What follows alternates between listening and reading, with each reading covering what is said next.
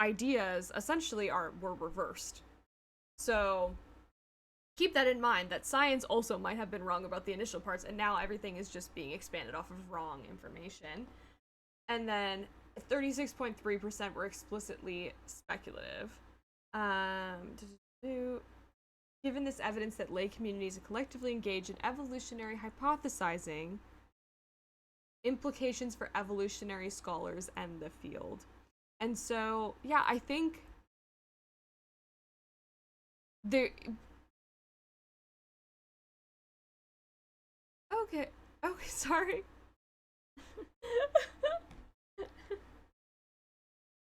No, yeah. Yeah, so,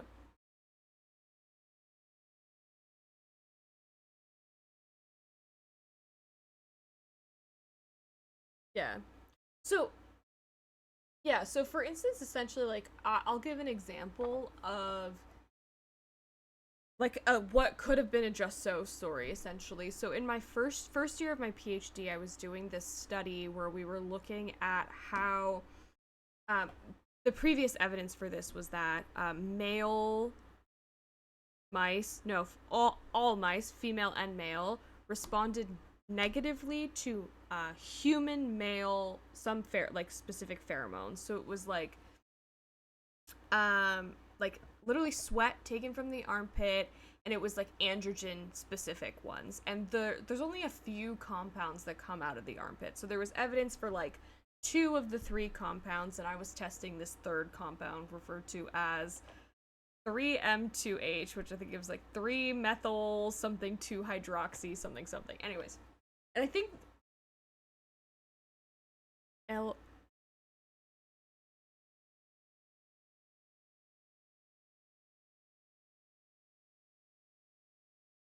Mm-hmm. Mm-hmm. uh yes, anyways, yes, and so what we ended up finding with this study was that for this specific phenomena, this specific pheromone, we saw the opposite effect of what we had previously seen, and that it was that like male mice responded with less of a stress response. Can you tell Layla that you're.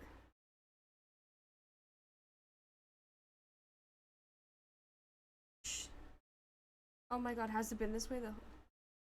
Oh no. Oh, is this Ellery? I think this Ellery, is that you? Yeah, Ellery. Maybe. How do I desktop? Shit. Yeah, seriously. Good thing there's been essentially nobody here this whole time. Yeah, the one day we're doing like such a controversial topic, we do like the most mundane shit, and it's just like chat blasting off. We Yeah. do controversial and just crickets out here, but that's okay. That's why we're gonna keep doing this. This probably isn't gonna be the last time that we, go after a topic like this, or even the same topic. There's lots of Mhm. research here to Yeah. cover, so Are your it's chats combined? our chats are combined. Because Ezra Pizza is in her chat, but not yours. Oh, I don't that's know. fine. I don't know if you are familiar. Oh, Ezra is here. Oh, hello. I can't hear either, but I think I could on her. Yes, I think I just Has fixed. Ezra chatted, or are they just here? Yeah. Yeah, they are. I don't Oh. know why the chats aren't combined. That is a What? bit weird, cause yeah. I don't see Ezra in here at all, but I mean, I believe you. Okay, What's so going the on sound with is better now. technology at this current Yeah, cause moment? you shared your chat with me at the beginning, and I was like, this is not the usual setup. Usually, I can see more of your stuff, but anyways, Can you see the chat that I just chatted? yes. But Okay. usually my chat, Yeah. maybe my chat isn't usually. I don't know. But Whatever. not hers. But not in hers. So yours isn't shared somehow. That's bizarre. I That is thought you shared bizarre. it right at the beginning. I thought so too. Hmm. Join shared chat. There we go. I didn't hit the Oh, button. there we I go. didn't All hit the right. button. Where's tech support when you need them? Yeah, Jesus. So Um. sorry. Anyways, okay. Thank you guys for Yeah, being here. welcome Ezra to new Pizza. people. Thank you for pointing this out. Thank you for being Yeah. here. And even if you're just lurking, that's all right. Um, yeah. So So and Layla's telling us about Just So stories from the Manosphere and yes, how they like to leverage Just So stories about evolution in a gendered way because that services their ultimate goals.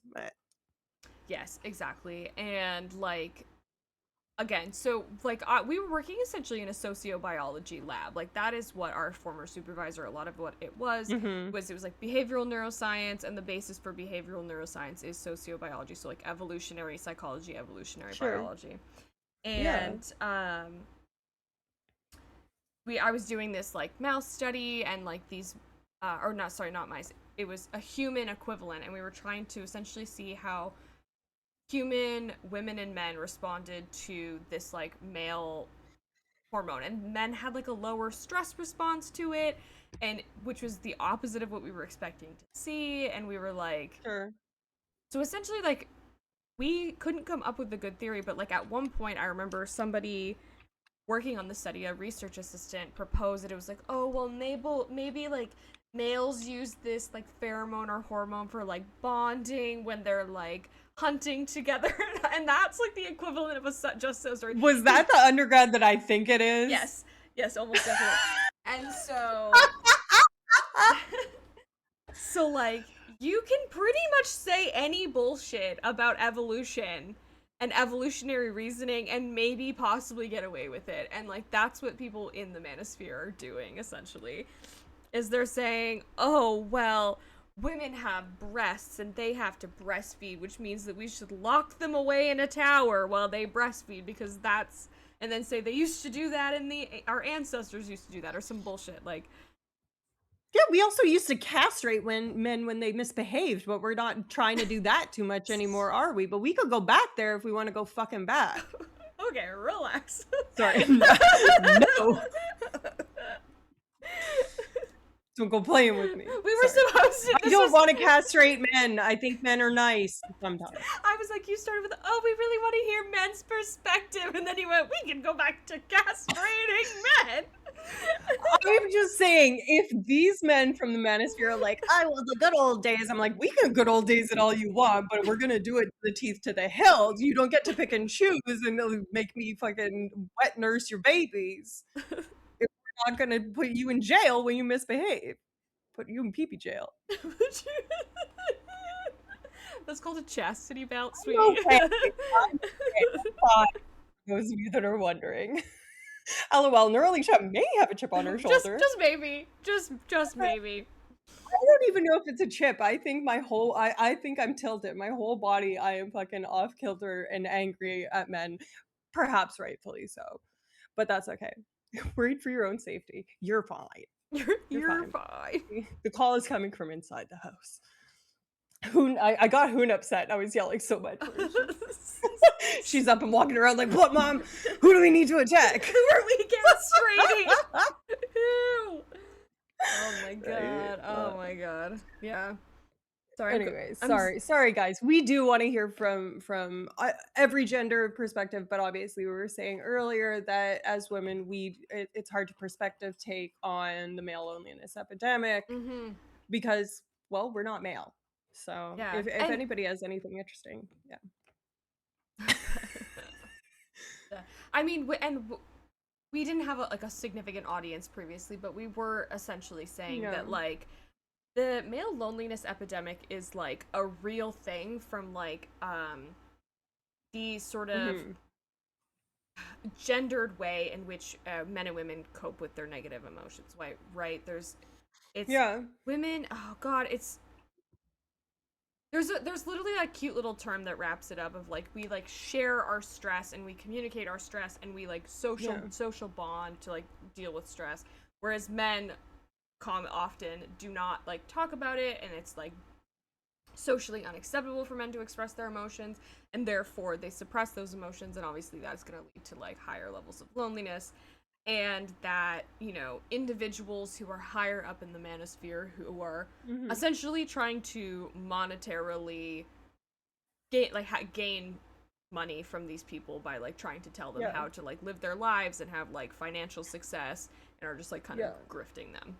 Well, Um, yeah, it's exploitation, and we were mhm, talking about how, loneliness affects people, in poverty quite a bit more, disproportionately than it does, people in higher socioeconomic status levels. Um, yeah. We did entertain the question of is there anything that one could do to save the more extreme versions, the Andrew Tates and whatnot, the Manosphere documentary level um guys out there that are in having this loneliness epidemic affect them and that sort of thing. And I don't know that we came to a a tidy answer because I don't know that there is yeah. one. I mean, I I know definitely, a lot of people talk about lack of male role models, so I yeah. wonder if having a male role model would be effective. Yeah, I mean, like, healthy male role models are pretty difficult to find, in my opinion.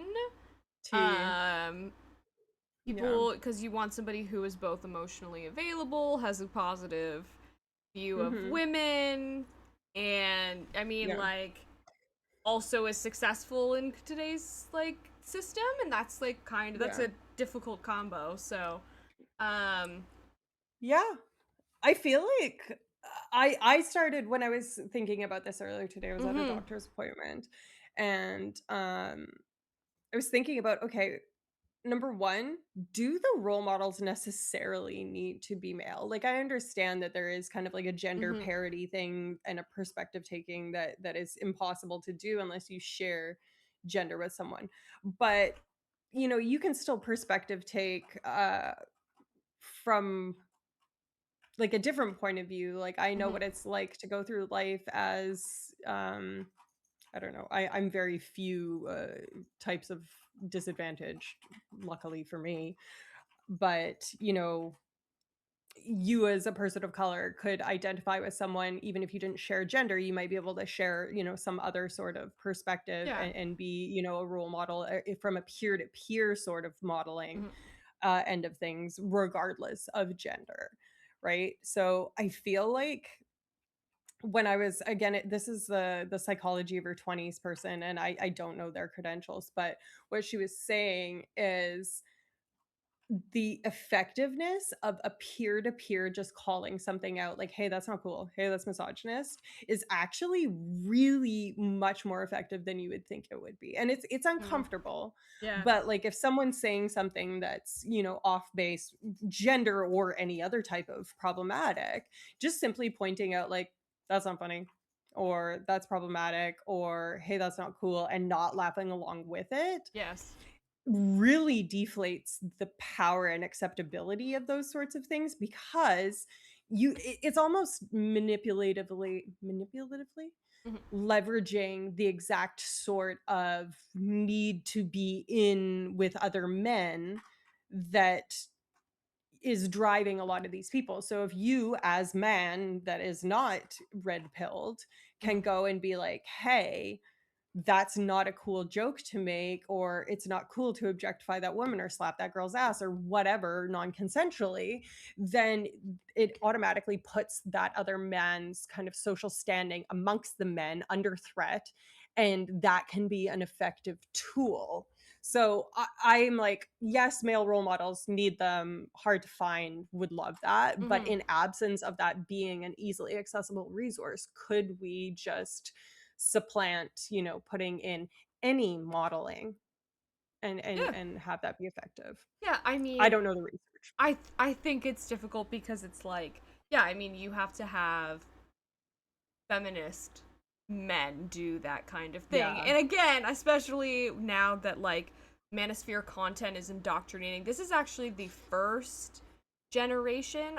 I've seen scientific evidence for this. I'll go find an article pretty soon to have more traditional like conservative sorry, first generation of young men to have more conservative traditional values than the generation previously. Yeah. Which so it's like we're Yeah. seeing this regression backwards. We're seeing this. Isn't that true of women as well, though? No, No? this is part of the Okay. loneliness epidemic. That's why people ain't fucking anymore because women are like we're moving I'm just thinking like forward. trad wives and shit Yeah, like that, right?